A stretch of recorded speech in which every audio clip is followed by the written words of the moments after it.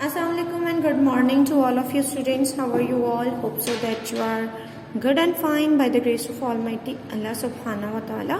Myself, Mr. Vidya Gahar, your science teacher. Well, students, I hope that you are taking all the precautionary measures which are very crucial in this pandemic time, and I will advise you to take all the precautionary measures and stay home and don't go out without safety measures.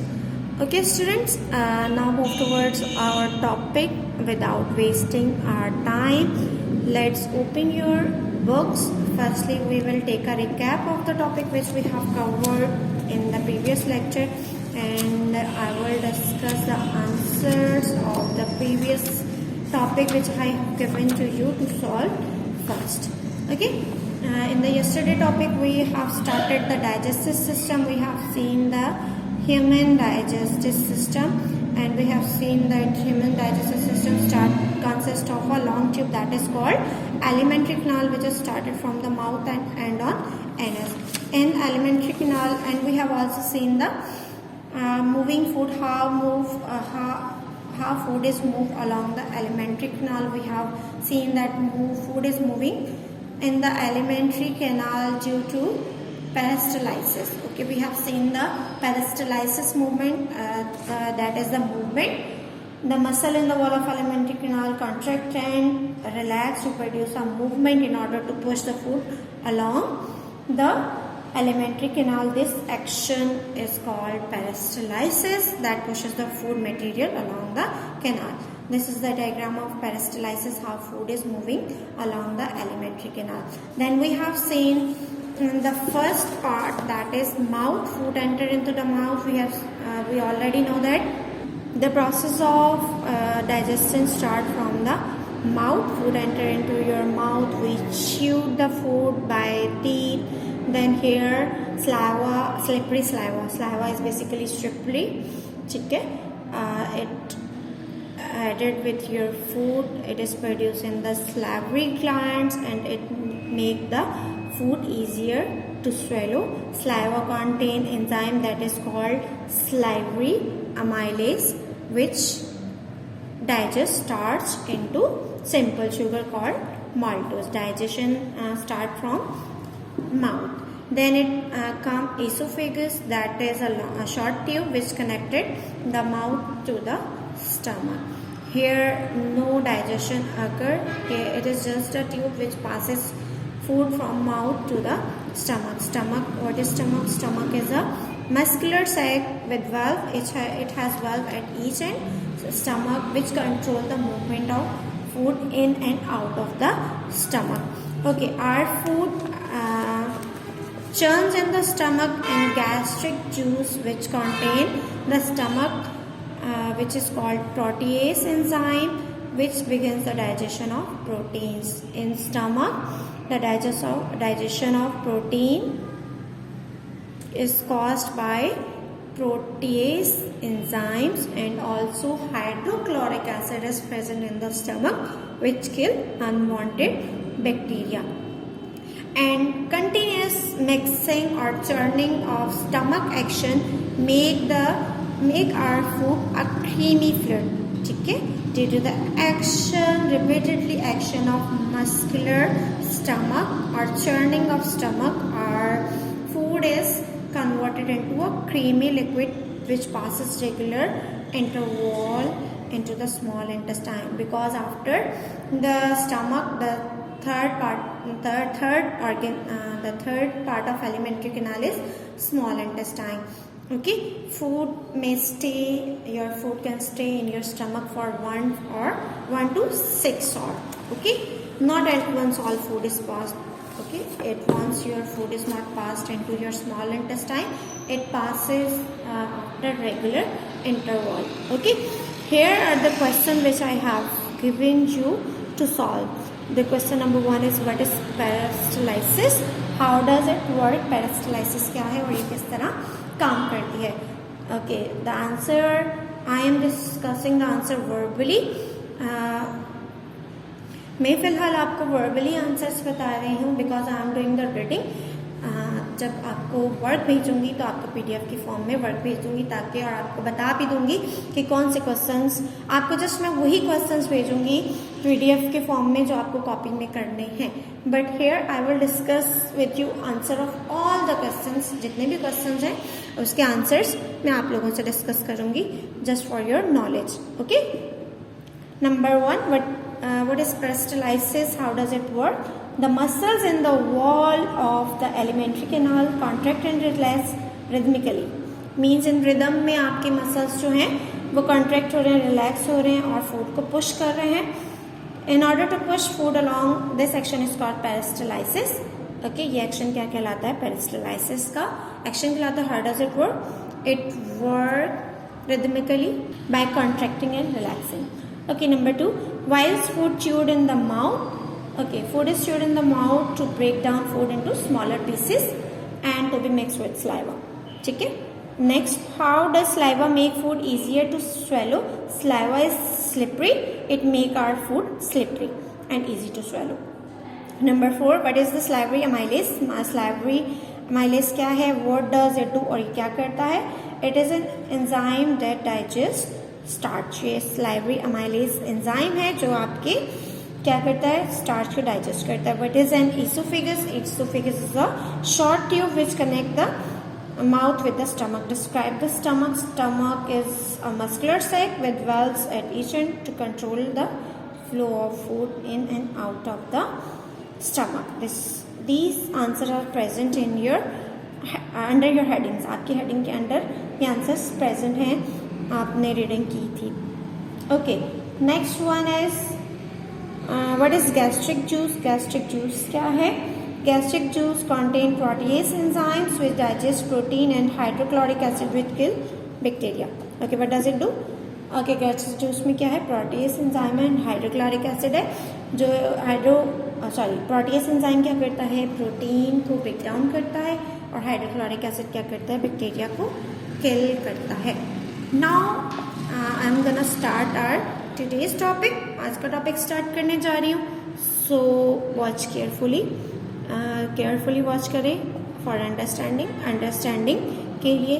देखिए, understanding clear होगी, it will be easier for you people to give the answer. और जहाँ तक मेरी कोशिश है, I want you people don't remember the answer, just build up your knowledge. अपनी knowledge build up करें, that you will be able to answer any question which come into your paper or exam or as your assignment, ताकि आपके assignment और exam और कहीं भी आपको question आए तो आपकी नॉलेज बिल्ड होगी, तो आप आंसर देने के काबिल होंगे। So try to give the answer by yourself. अपने आप से आंसर बनाए, it's okay, it's totally okay if you give me the answer in your own words. Okay, now small intestine, छोटी आंत जिसे कहते हैं आप। The first part of the small intestine is called duodenum. Duodenum कहलाता है first part. Here bile is added to the food. आपका bile juice आपकी फूड में ऐड होता है through the bile duct. Bile duct के जरिए bile is produced in the liver. Bile किस में प्रोड्यूस होता है? लिवर में प्रोड्यूस होता है। And stored in the gall bladder, और किस में स्टोर होता है? gall bladder में स्टोर होता है। Bile neutralises stomach acid, stomach acid को न्यूट्रलाइज करता है। And emulsifies fats, emulsify means break them into tiny droplets, और फैट्स को छोटे छोटे ड्रॉपलेट्स में तोड़ता है। Emulsifying increases the surface area of the food, food का सरफेस एरिया बढ़ा देते हैं for the enzyme to work on, यानी कि एंजाइम उस पर आसानी से काम कर सके।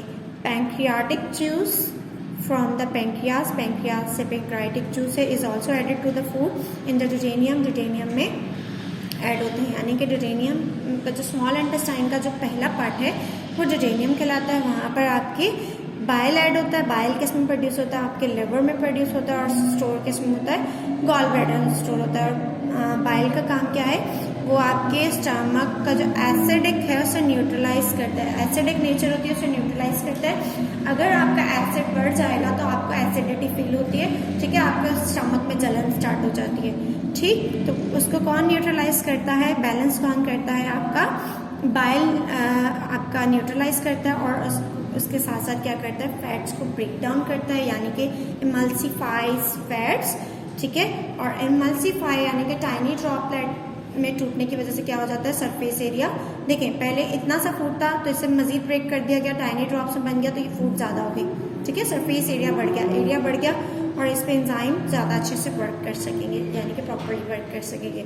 उसके साथ साथ पैंक्रियास क्या प्रोड्यूस करता है, पैंक्रियाटिक जूस प्रोड्यूस करता है, जो कि वो भी ड्यूटेनियम के पॉइंट पर ही आपके फूड में मिक्स होता है।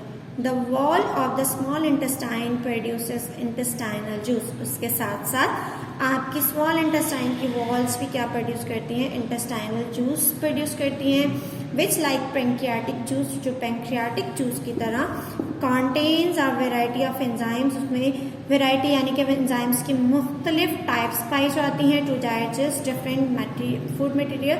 जो डिफरेंट फूड मटेरियल है उसको डाइजेस्ट करते हैं। देखिए आपने फूड टाइप पढ़ी है, फैट्स हैं, मिनरल्स हैं, विटामिन्स हैं, ये सारे एज इट इज आपकी बॉडी में कैसे जाते हैं, आपकी फूड में मौजूद होते हैं वो, ठीक है। तो आपकी फूड को ब्रेक डाउन करेंगे, एंजाइम्स उस पर वर्कआउट करेंगे तो वो पर्टिकुलर चीज आपकी बॉडी में जाएगी ना। ओके, तो आपके पैंक्रियाटिक जूस में जो एंजाइम्स प्रेजेंट हैं उन एंजाइम्स का नाम क्या है, mileage, protease, lipase and carbohydrates.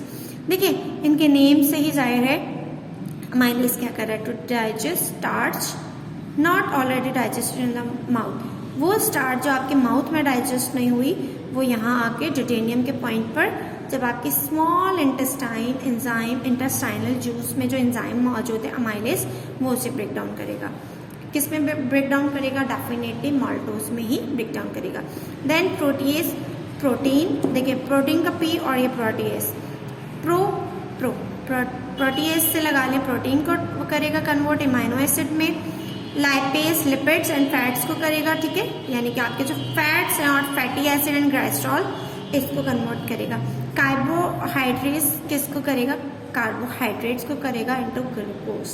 Okay, इनके नेम ही आपको इस तरफ लेकर जा रहे हैं कि मतलब कौन किसको मतलब किस पर वर्कआउट करेगा। देखिए here is a diagram of liver, it is oesophagus, ठीक है।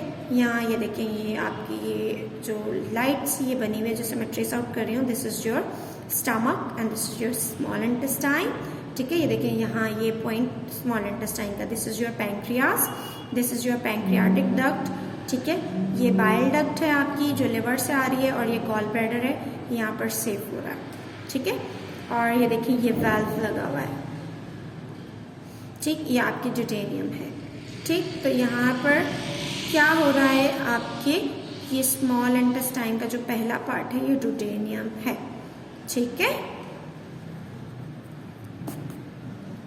यहाँ से जब फूड यहाँ पर एंटर होगी तो यहाँ से आपका लिवर बाइल स्क्रीट कर रहा है, यहाँ से पैंक्रियास स्क्रीट कर रहा है स्मॉल इंटेस्टाइन में जो कि ड्यूटेनियम कहलाती है, ठीक है। यहाँ पर आपकी फूड के साथ ये सारे एंजाइम्स मिक्स हो जाएंगे और उस पर वर्कआउट करेंगे। The action of these enzymes bring digestion to an end. in digestion end हो जाती है इन एंजाइम्स के एक्शन की वजह से, यानी कि डाइजेशन का प्रोसेस कंप्लीट हो जाता है। The end product of digestion और glucose, amino acid and fatty acid and glycerol.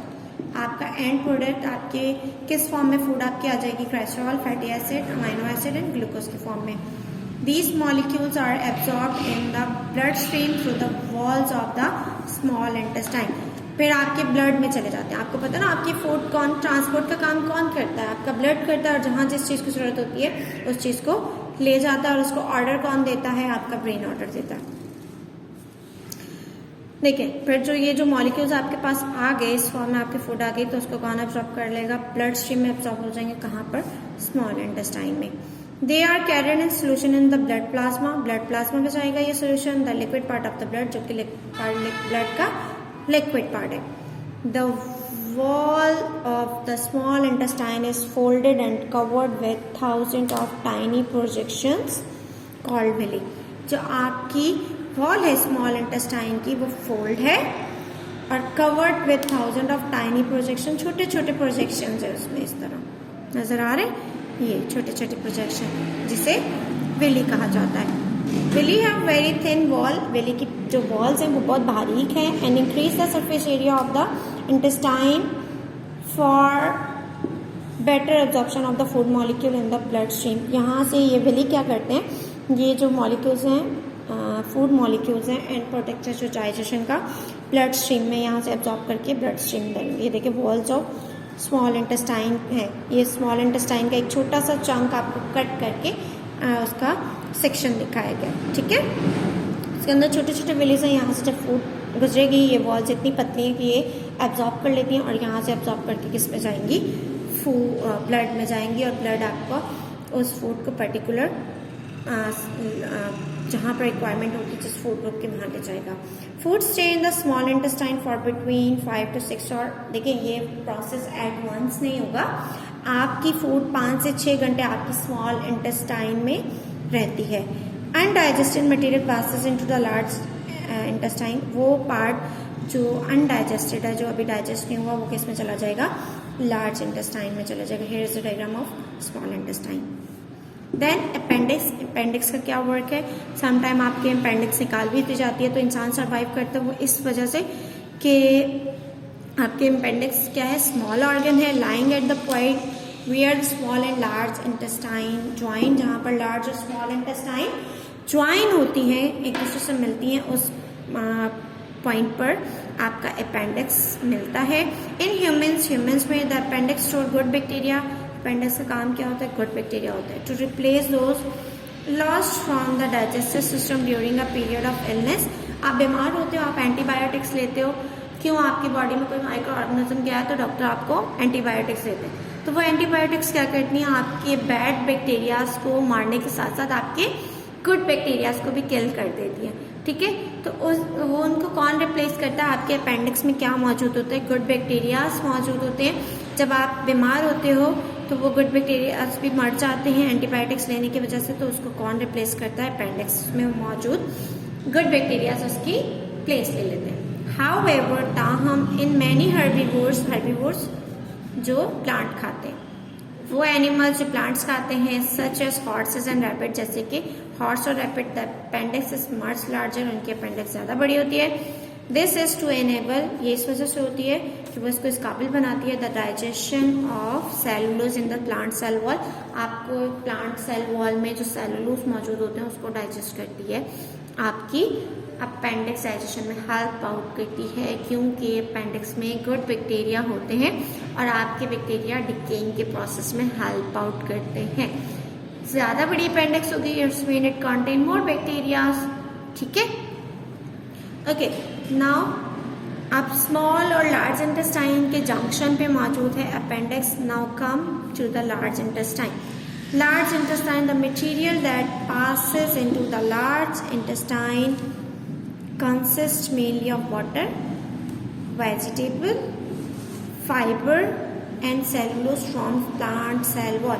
आपके लार्ज इंटेस्टाइन में जो प्रोडक्ट जाता है, स्मॉल इंटेस्टाइन में आपका मेजॉरिटी ऑफ जो फूड है, आपके न्यूट्रिएंट्स हैं वो एब्जॉर्ब हो जाते हैं, जो बाकी बच जाते हैं वो क्या क्या होते हैं, ज़्यादातर उसमें वाटर होता है, वेजिटेबल्स होते हैं, फाइबर होता है एंड सेलुलोज होता है, जो कि प्लांट के सेल वॉल में मौजूद होता है, ठीक है। इसीलिए आपको कहा जाता है कि मतलब आप वेजिटेबल पील करके खाते हैं ना, छिलका उतार के खाते हैं। लाइक अगर आप देखें टमाटर का छिलका, आप टमाटर को हंडिया में जितना भी पका लें, इवन कि आप चिली, ग्रीन चिली को जितना भी पका लें, उसका छिलका रह जाता है क्योंकि वो डाइजेस्ट नहीं होता, वो डिके नहीं होता। आराम से आप उसे जितना मर्जी पका लें वो सॉफ्ट तो हो जाएगा बट वो बिल्कुल ख़त्म नहीं होगा, तो वो कहाँ चला जाता है, लार्ज इंटेस्टाइन में चला जाता है आपके क्योंकि वो आपका डाइजेस्ट नहीं होता। दिस इज कॉल्ड रिफेजेस, उसे रिफेजेस कहा जाता है। Water is absorb through the walls of the large intestine into the blood, water यहाँ एब्जॉर्ब हो जाता है आपके ब्लड में। लिविंग सेमी सॉलिड फेशेस, बाकी क्या बच जाता है, सेमी सॉलिड, यानी कि मुकम्मल सॉलिड नहीं होती, सेमी सॉलिड फेशेस बनती हैं। Faeces are stored in the rectum, faeces कहाँ स्टोर होती हैं, रेक्टम में स्टोर होती हैं फॉर बिटवीन 12 to 24 आवर्स, 12 से 24 घंटे के लिए। Muscles in the wall of the rectum, rectum के वॉल्स की जो मसल हैं वो कंट्रोल करती हैं the release of faeces through the anus, anus के थ्रू फेशेस को रिलीज करती हैं। दिस ओके, उस फेशेस को स्टूल कहा जाता है, ठीक है। This process is called digestion और defecation.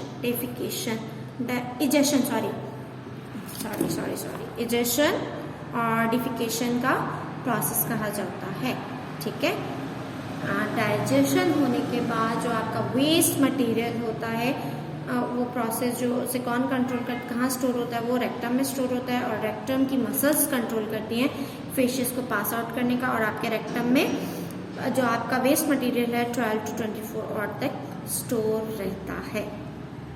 Here we have completed the topic of digestion, and also we have some questions over there on page number 109. At the end of the topic again what you have to do, you have to find out the answer of these questions by yourself. I hope that you need not to describe these the questions in Urdu. You can read it by yourself and try to find out the answer from the very given topic which is given in your book, which I have described you. So I hope that you will find the answer and you are doing all the tasks which I am giving to you by yourself. Inshallah we will meet in next lecture with the topic enzymes. Inshallah we will cover this topic in the next lecture. Till then अपना बहुत सारा ख्याल रखिएगा। फ़ी अमान।